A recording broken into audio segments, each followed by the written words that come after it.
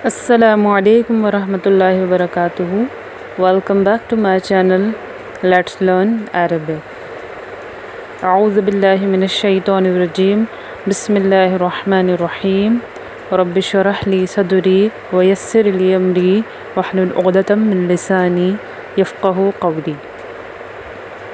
तो जैसा कि हमने अपने नॉमिनल सेंटेंस का फर्स्ट यूनिट पूरा कर लिया था अपनी पिछली वीडियो में, जो टॉपिक हमारा क्या था, the subject and the predicate, अल-मुब्तदअ वल ख़बरु। आज के इस वीडियो में मैं आपको सेकंड यूनिट कंप्लीट करवाऊंगी इंशाल्लाह। तो हमारा सेकंड यूनिट जो है वो है द डेमोंस्ट्रेटिव फ्रेज़, अल-मुरक्कबुल इशारियु। जैसा कि मैंने आपको समझाया था पिछली वीडियो में भी कि जो नॉमिनल सेंटेंस होता है वो दो पार्ट्स में डिवाइडेड होता है। पहला पार्ट हमारा कहलाता है अल-मुब्तदा और दूसरे पार्ट को हम कहते हैं अल-ख़बर, जिसे हम ख़बर कहते हैं यूजुअली, सब्जेक्ट और प्रेडिकेट। ठीक है, उसका मैंने आपको ये बताया था कि सब्जेक्ट हमारा हमेशा ऑलमोस्ट मतलब वो आता हमारा मारिफ़ा है, यानी डेफिनेट आता है, जबकि हमारी जो ख़बर होती है, हमारा जो प्रेडिकेट होता है, वो ऑलवेज़ क्या आता है, इनडेफिनेट आता है। मैंने उसमें आपको ये भी बताया था कि हम अगर दोनों को सेम ले आएंगे, मतलब कैसे, अगर हम दोनों को यानी सब्जेक्ट एंड प्रेडिकेट को डेफिनेट ले आएंगे या इनडेफिनेट ले आएंगे दोनों को, तो क्या होगा, वो फिर सेंटेंस न रहकर क्या बन जाएगा, हमारा फ्रेज़ बन जाएगा, इनकम्प्लीट फ्रेज़ बन जाएगा, वो सेंटेंस नहीं बन पाएगा। जैसे मैं आपको एग्ज़ाम्पल देती हूँ, अल-क़लमु जदीदुन, द पेन इज़ न्यू। अगर मैं दोनों को डेफिनेट बना दूँ, अल-क़लमु अल-जदीदु, तो क्या हो जाएगा, the new pen, incomplete phrase हो जाएगा, वो सेंटेंस नहीं बन पाएगा। अगर मैं इसे दोनों को मतलब दोनों को सब्जेक्ट एंड प्रेडिकेट दोनों को इंडेफिनेट ले आती हूँ, जैसे क़लमुन जदीदुन, तो ये क्या बन जाएगा, a new pen, incomplete phrase बन जाएगा। इसीलिए हम क्या करते हैं, जो हमारा सब्जेक्ट होता है उसको डेफिनेट लेकर आते हैं और हमारा जो प्रेडिकेट होता है उसको इनडेफिनेट लेकर आते हैं, ताकि हमारा सेंटेंस जो है वो क्रिएट हो सके। ठीक है, तो आज का जो टॉपिक है हमारा द डेमोंस्ट्रेटिव नाउन, यानी द डेमोंस्ट्रेटिव फ्रेज़, अल-मुरक्कबुल इशारियु, जिसे हम कहते हैं अरबिक में। तो इसमें हम क्या पढ़ेंगे, द डेमोंस्ट्रेटिव नाउन पढ़ेंगे, यानी इस्मुल इशारा पढ़ेंगे कि हमारे जो इस्मुल इशारा हैं वो कितने हैं और क्या क्या हैं, और उनका यूज़ हम फ्रेज़ बनाने में कैसे करते हैं। तो शुरू करते हैं। जैसा कि आपके स्क्रीन पर आ रहा है, हाज़ा हमारा डेमोंस्ट्रेटिव नाउन दे रखा है, कॉलम बना रखे हैं। तो हाज़ा जो है वो दिस के लिए यूज़ होता है, दिस ये मैस्कुलिन के लिए यानी मुज़क्कर के लिए।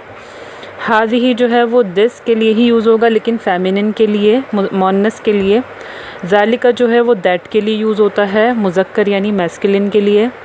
तिलका जो है वो फेमिनिन के लिए यूज़ होता है, दैट के लिए ही यूज़ होता है, लेकिन फेमिनिन यानी मुअन्नस के लिए यूज़ होता है तिलका।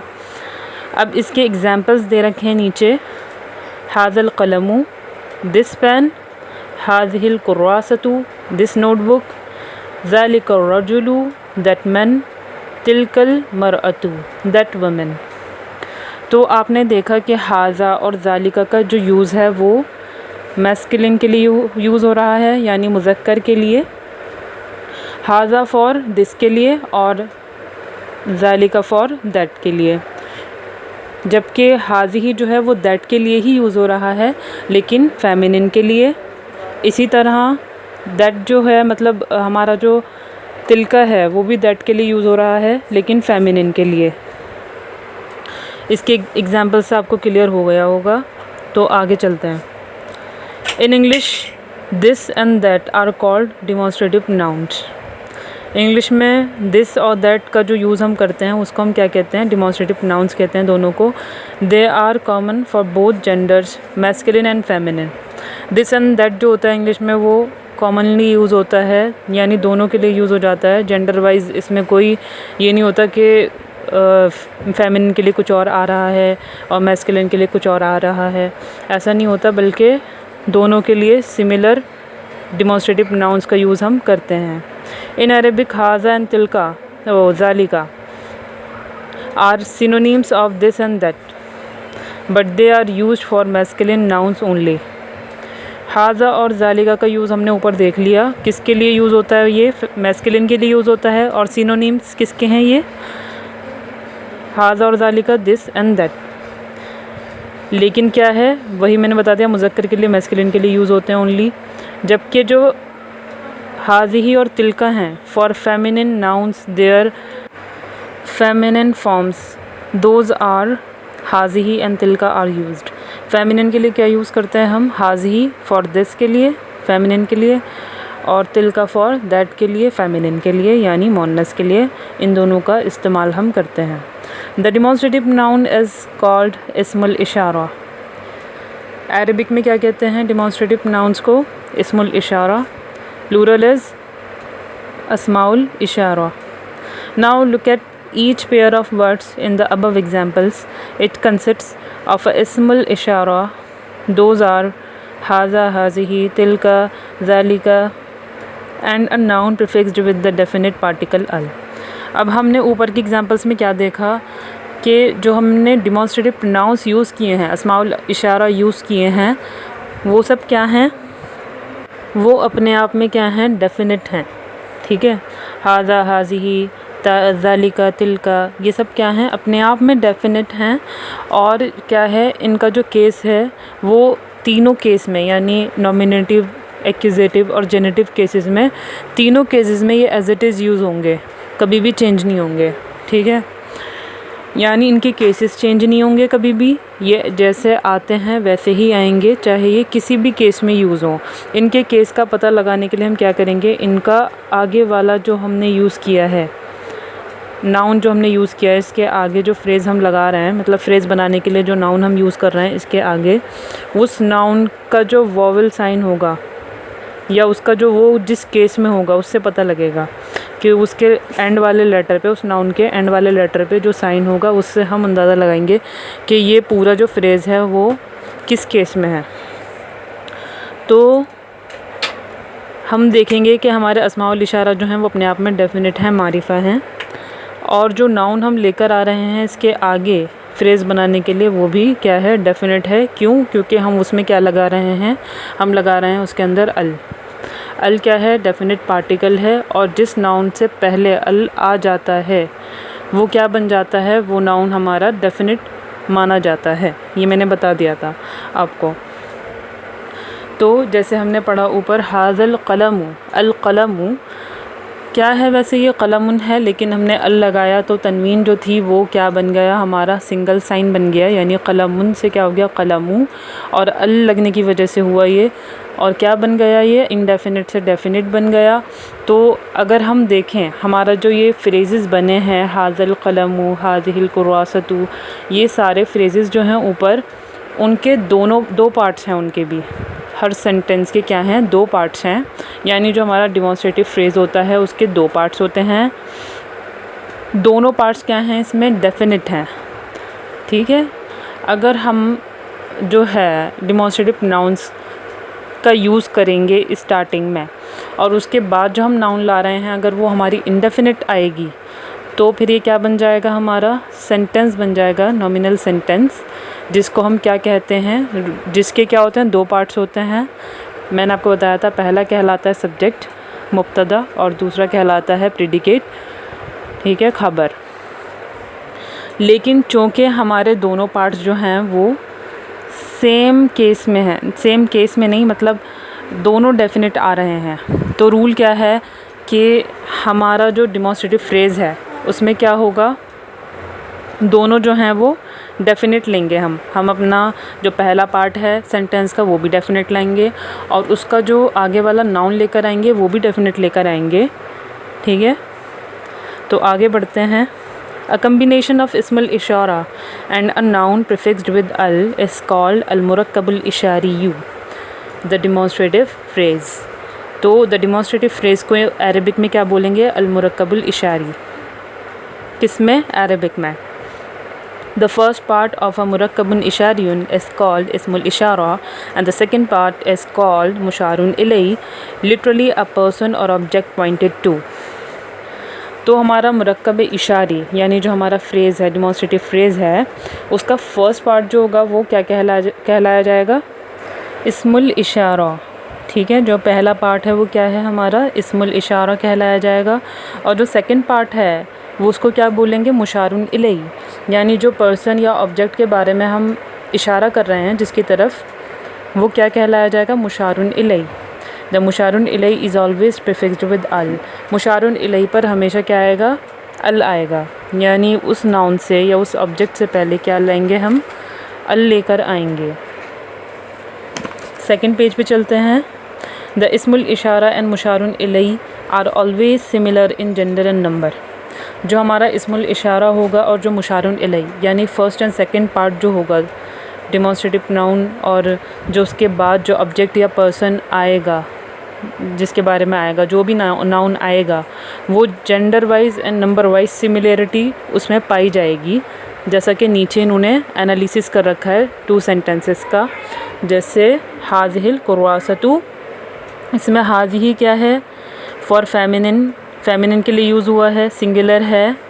और क्या है? दिस के लिए यूज़ हुआ है, फेमिनिन के लिए। अल कुर्वासतु क्या है? ये भी फेमिनिन है। दोनों क्या हैं? डेफिनेट हैं। दोनों क्या हैं? फेमिनिन हैं। दोनों सिंगुलर हैं। ठीक है, तो सिमिलरिटी पाई जाएगी। इसी तरह दूसरा एग्जांपल है हाज़ल कलमू। इसमें हाज़ा देखिए मैस्कुलिन है, सिंगुलर है, डेफिनेट है। अल कलमू क्या है? डेफिनेट है, मैस्कुलिन है, सिंगुलर है, मुज़क्कर हैं दोनों। ठीक है, दोनों मारिफा हैं। दोनों क्या हैं? दोनों सिंगुलर हैं। अब देखते हैं तीसरा पॉइंट दे रखा है इसके अंदर। The vowel sign on the last letter of all अस्माउल इशारा mentioned above is fixed, it never changes. जैसा कि मैंने आपको बताया था कि अस्माउल इशारा जो हैं हाज़ा, हाज़िही, ज़ालिका, तिलका, ये सब जो हैं इनका जो वॉवल साइन है वो कभी भी चेंज नहीं होगा, यानी यूज़ होंगे जब भी ये एज अ फ्रेज़ आएंगे या यूज़ होंगे भी तो ये एज इट इज़ आएंगे। इनकी हरकत में कोई चेंजेस नहीं होगी। इनके वॉवल साइन जो है वो चेंज नहीं होंगे कभी भी। It never changes. द मुशारुन इलई इन अ मुरक्कबुन इशारियुन इज़ टेंटेटिवली वॉवल्ड दम्मा।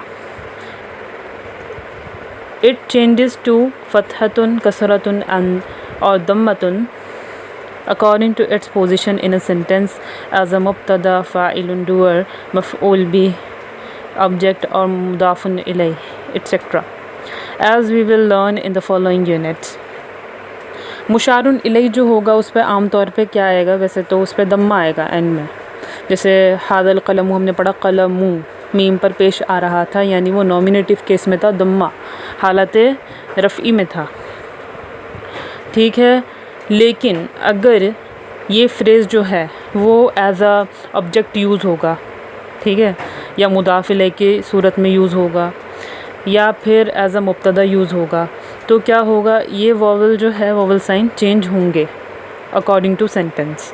सेंटेंस में फ्रेज़ किस पोजीशन पर है, किस हालत में आ रहा है, वो हम चेक करेंगे।